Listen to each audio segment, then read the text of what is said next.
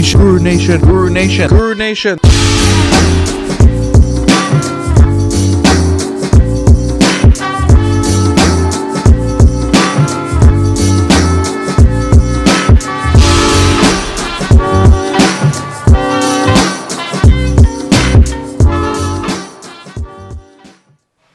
Guru Nation, we're back in a familiar setting. For the hardcore viewer, you will know this is like the one coffee shop in Yuba that's like legit that I like, Cafecito.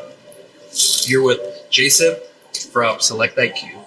His LinkedIn is underneath this video, so if you are watching or listening in the show notes, go connect to his LinkedIn right now. Very impressive.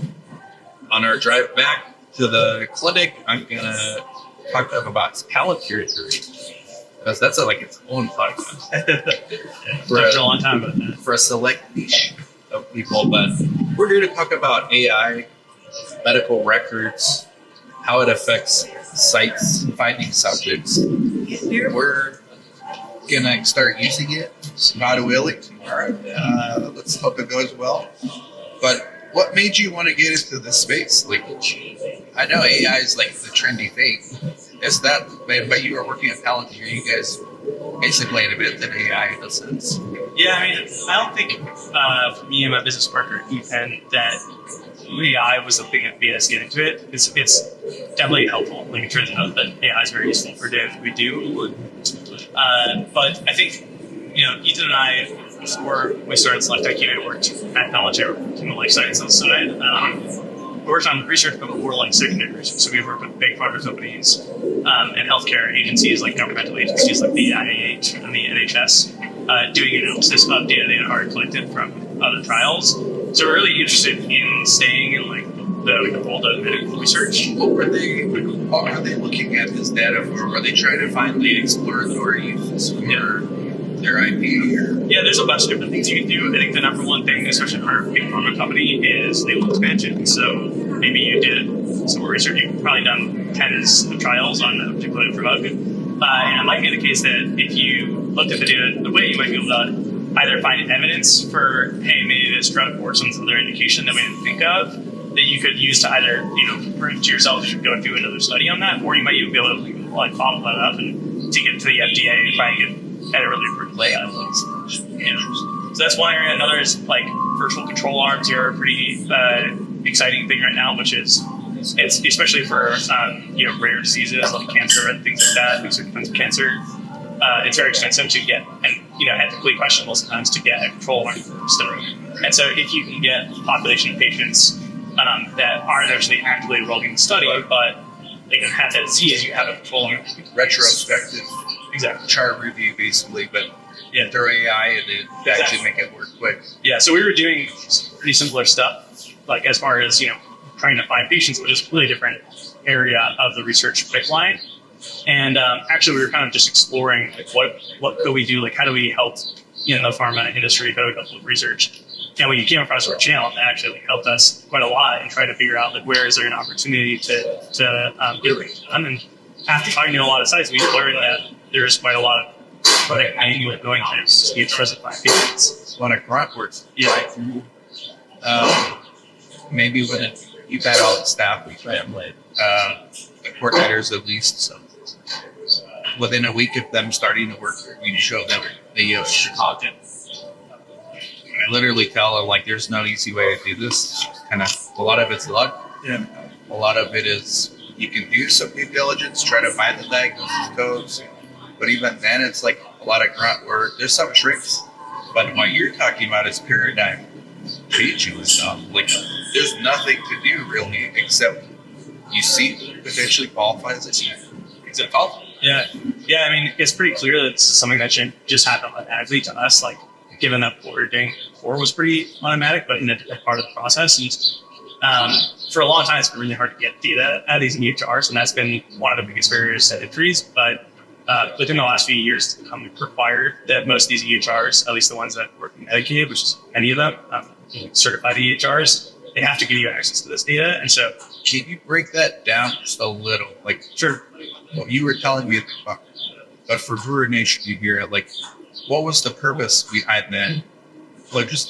Yeah. So Well, there's a piece of legislation called the Cures Act of 2015, and it kind of laid some of this out, but really until 2020, it was kind of like unclear how it was being laid out. And then in 2020, there's what's called Cures Final, or the ONC guidance that clears exactly how this is laid out. And basically, the intention was that the government wanted to create more interoperability in healthcare, right? They wanted like these EHRs to be able to talk to each other. You know, you wanted your like physicians and hospitals shouldn't be locked into one EHR. They shouldn't have to be forced to be there because the EHR vendor will let them take their data with them, right? And then there's also things like data exchange, like wanting to be able to request records for a patient when they've been to other doctors, and if these EHRs can't talk to each other, that's so the government in general is trying to increase the ability for data to move on. And so the way that they do that is through the Certified Health IT program. So ONC certifies certain EHRs. And basically, from my understanding, this is like part of how you get reimbursement in the case you have to be using one of these certified health IT EHRs. I believe so. So like one of our providers, we have four. One of them uses eClinical Work. Right. So eClinical Works, I'm guessing, is one of the big. Almost every EHR that we have come across is certified. And if you can actually find out for yourself if you go onto search for ONC Certified Health IT or Certified Health Product List. Yeah, what's the Office of National Coordinator for Health, something like that. So I forget the acronym. For like 3 people. There's actually quite a lot of people. I mean, so they not only do they regulate this program, but they also get phone as well. And so they're quite a lot of the stuff in healthcare. So this is in the same jurisdiction. All kids with law, very, very much in the same environment. Yeah. Yeah. So most of these EHRs that you probably use are certified. So if you look up certified health product list, you search for your EHR, and you can find into their certification, and it includes like every API that you need to be able to get the data out for, and those are the APIs that we use to automatically pull patients and apply the right ones for something. So you and Ethan, who I've had on before, you worked at Palantir, you worked in the pharmaceutical side, so you thought, okay, label extension, retrospective virtual trials, these are all different applications of how, because everything's becoming digitized in clinical research. And I used to be all paper. Right. You couldn't do this like in the 90s, 2000s. Yeah, I mean, actually, with for you, like COVID was such a huge accelerant on that process. And now, I mean, every physician that we talk to, it's all they use some kind of EHR. So I'd explain the surge in tech startups in research. Yeah. Like this decade, and it's just yeah, I think everything has slowly moved to a more automated process. And I mean, like even the fact that as a site, you guys use a CTMS and things like that all the way through EDCs are like getting more and more standardized. Everything I try to automate, even I have to program our CTMS to like bill automatically for dry eyes. I still haven't done that yet. That's through Creo. But it's on my list of things to do. There's like a few things left on my to-do list. I think we've pretty much got Creo like almost fully functional with the auto texting. So now when you schedule a patient, it'll text them and they drive. You don't have to do it on you don't have to do it manually anymore. There's a lot of practical utility, I think, for the sites. But we'll get back to what sparked this idea. But I have this theory. I think in 10 years, patient leads and your company's position to deliver on this. Patients will come as a tech site. Like I started in 2005 full time. That was the farthest thing from passive. We had to go out and find, we had to talk to doctors, we had to beg our doctors, and we still do these things to this day. But I started working with a few vendors, like one in Alpha was all out there does patient recruitment, and that company's years on where it almost seems like these leads are coming passive. And then if you go automate the reaching out to those leads, you're even communicating passively. So that is, to me, I think in 10 years we're at that stage where patients get scheduled automatically. The coordinator will just have their schedule. They will let the AI know what days they want to see patient, and patients will just show up. Yeah, I think that's definitely going to happen. And I think for us, what we're trying to help unlock, right now we mostly work with sites who are working with PIs that are in practice, or physicians that that are pretty close to the site in some way.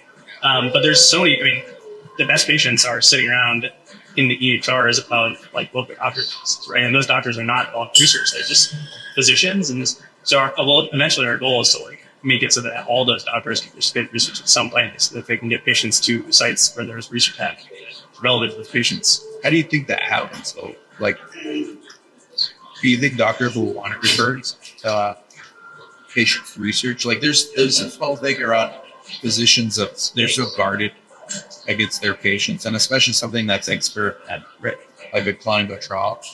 Do you think that will? Well, I don't think it'll happen at the same ratio or rate as a physician who's working with their involved in research. Like they have a much better incentive to do that. That being said, like if you just think about the amount of patients, physicians that are out there, even if you can get a sliver of those doctors to say, okay, you know what, this study is a good fit for this patient. It's completely within my control. Nobody's pressuring you to do it. Like I just get told, hey, this patient, maybe their medication's not working well for them, and there's a study that hits them. They may be incentivized to do that, and if we can help facilitate that, maybe they get paid for a few fees for being there for the site if they're doing that. Like there are ways to incentivize this, and I think it only really takes a small percentage increase of referrals across the amount of physicians that are out there to get a much better referral. Yeah. You're right. Even if you increase like 1% of physicians that are now refer to trials, you would have quicker approval rates. I think it's something like $1.5 million a day spent on a clinical trial. Every day it goes on, so if you can even improve that, like the referral rate by 1%, if you can reduce the study accrual from 13 months to 9 months, that's worth a lot of millions of dollars. Yeah, but I mean, obviously that's in the future, and the way that we think we're going to get there is by laying something that works amazingly for sites. And so we're really focused on working with sites like you guys and working with the PIs to make it so that when you snap your fingers and you have patients from whatever patients are in the EMR, they're there for you guys to go reach them to and get awesome. Yeah, and then we got to think, okay, let's say this AI, which we're going to start seeing tomorrow and over the next few weeks, we'll start really playing around with, and we'll give you guys updates. Full disclosure, I'm an advisor for SelectIQ because I think it's awesome, and I am excited about this stuff, and I think that the founders are site-centric. Like you guys are doing it the right way by going to site conferences. You got me an SOS. We are doing, but we'll see how it works, because let's say you identify 100 new patients, right? Or maybe us doing the grunt work, maybe we would have only identified 20 of those. Even from those 20, only like 2 would probably even answer their phone or come. But from the 100, I would expect your 5 more, 10, and that'd be 10 more. That's filling our study, right? Because we consider a good study like 10 randomized people students. Those powerful stuff are like just incremental change. Yeah, and I think on top of that, like maybe you would have only gotten 20, but you might have spent, a long hours as you.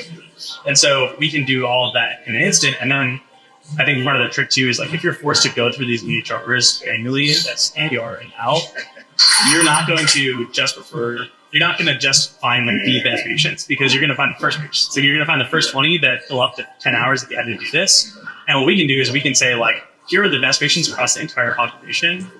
They're the most likely to screen, and like we're able to do all this in criteria. So we save you from like going, okay, this person seems like they fit, and they're like one of the first people that I found, versus like this is the half of the best result. Yeah, the staff. You met the staff today. Yeah, they seem pretty more excited than I thought they would be when you explained like basically however you gave them like 1 minute pitch. Yeah, they seem more excited than I thought they would. They were like, "Oh, looking forward to it." Yeah. So that tells me they're doing a lot of this EMR that they could be doing other tasks. Yeah, I'm excited to get their feedback on it. So like we mentioned before, like we were at Palantir, and so much of the work that we did at Palantir is very like go like where the customers are, meet them at where they're at, try to improve the product with them. So that's what we want to do to you guys and all the sites that we work with is get the product in their hands, like see what's working and what's not working, like go over it. And there's the elements. So back to Palantir, there's elements of Palantir in SelectIQ. What was it specifically about your time there that made you realize, well, first of all, there's even such thing as a site?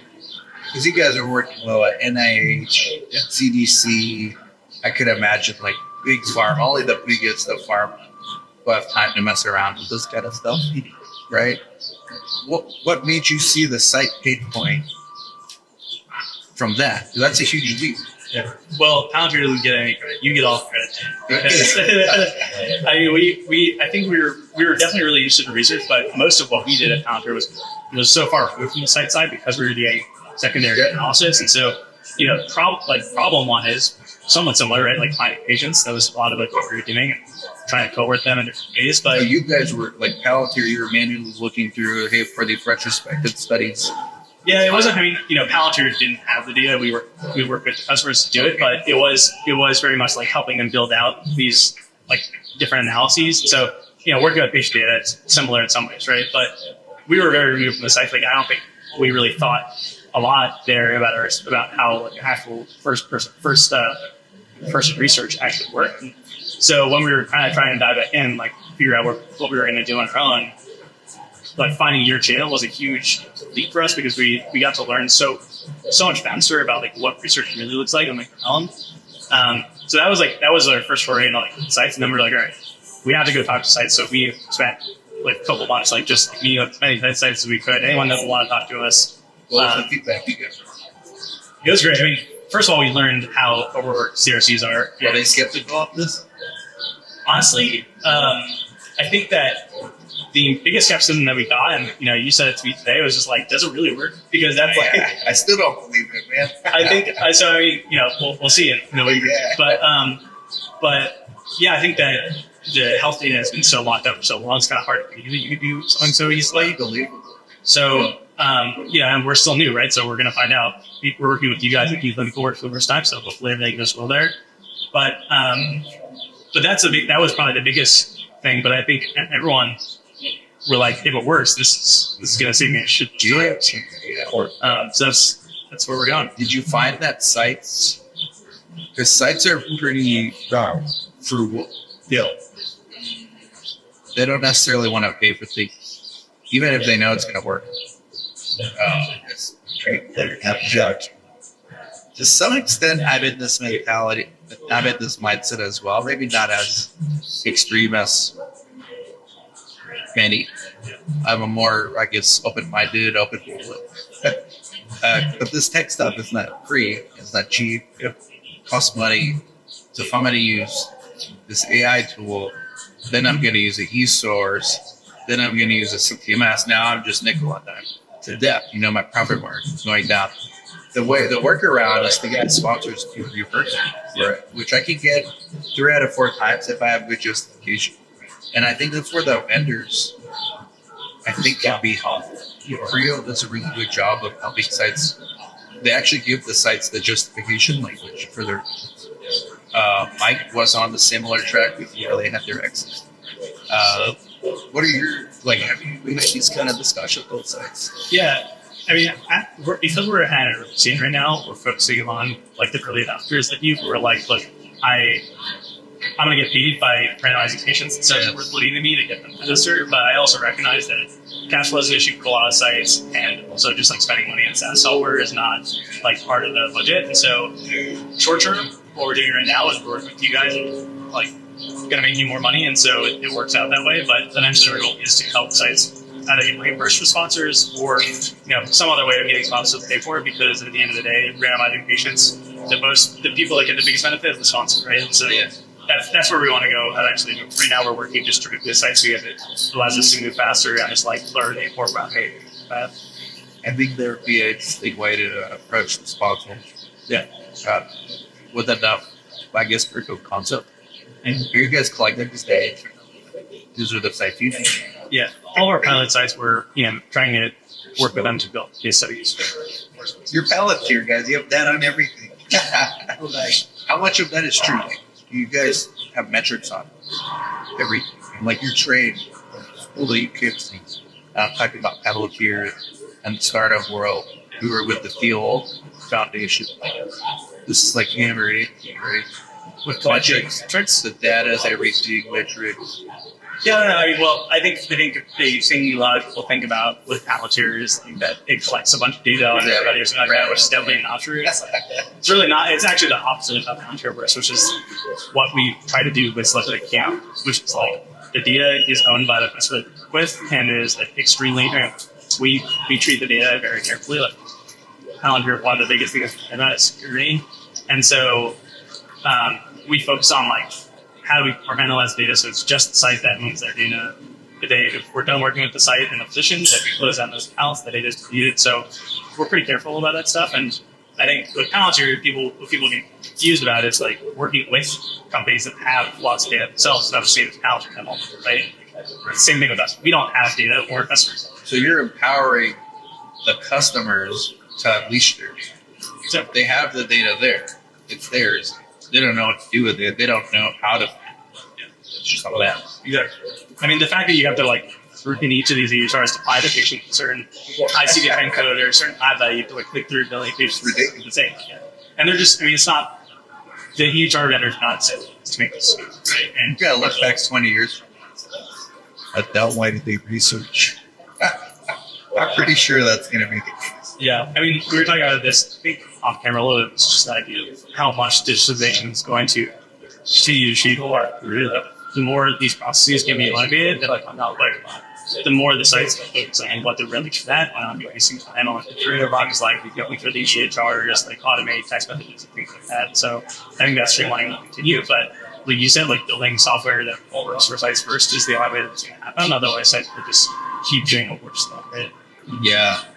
The AI EMR mining, is that what it's called? It's Use like 10 points. Use whatever report you want. It's different things to different people's, but a lot of people say use EMR mining, or I guess SelectIQ.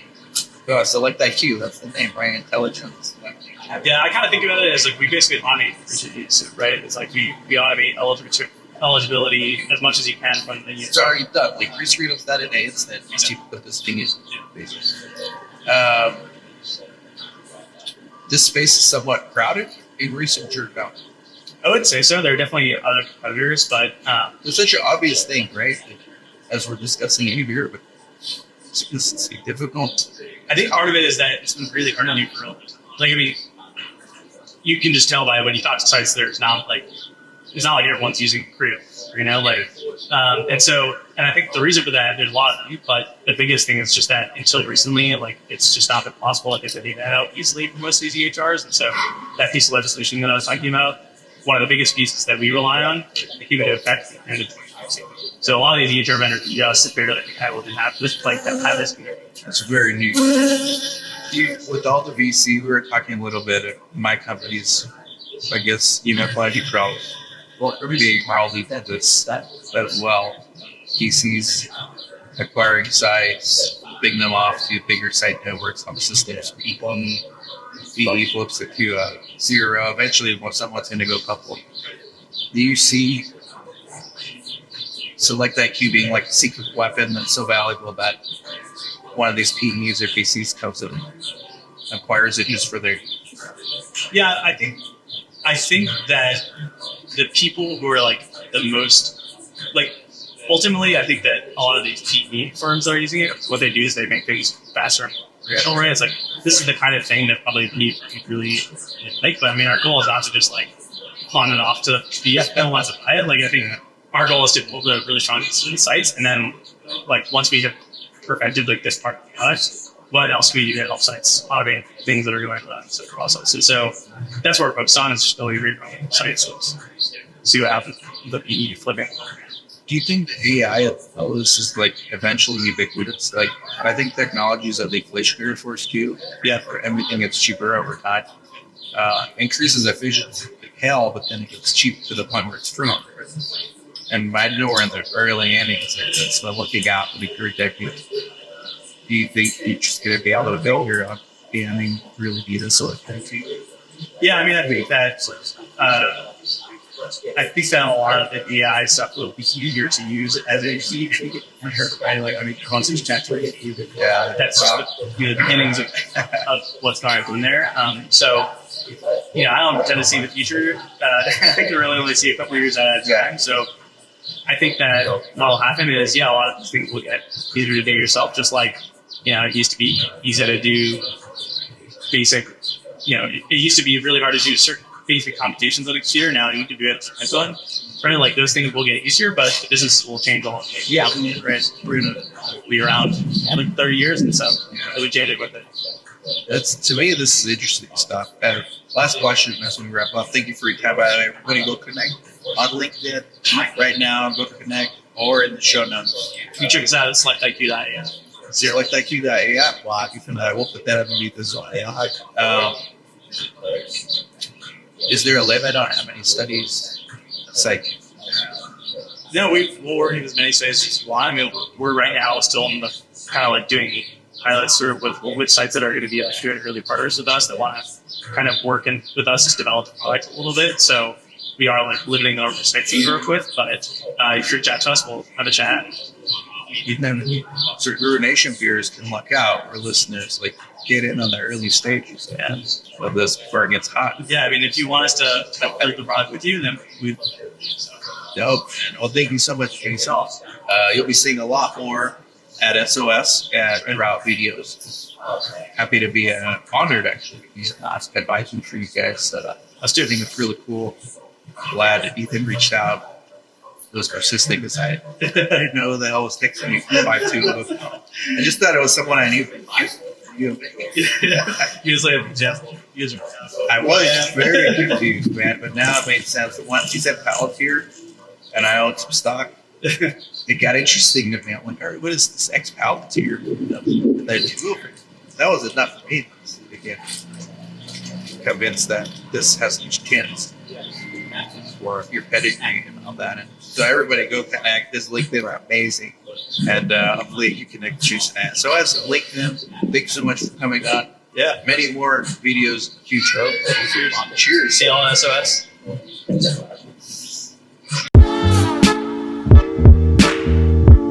Hey, if you guys like that kind of content, make sure you like, subscribe, comment, share. Stay tuned for more videos.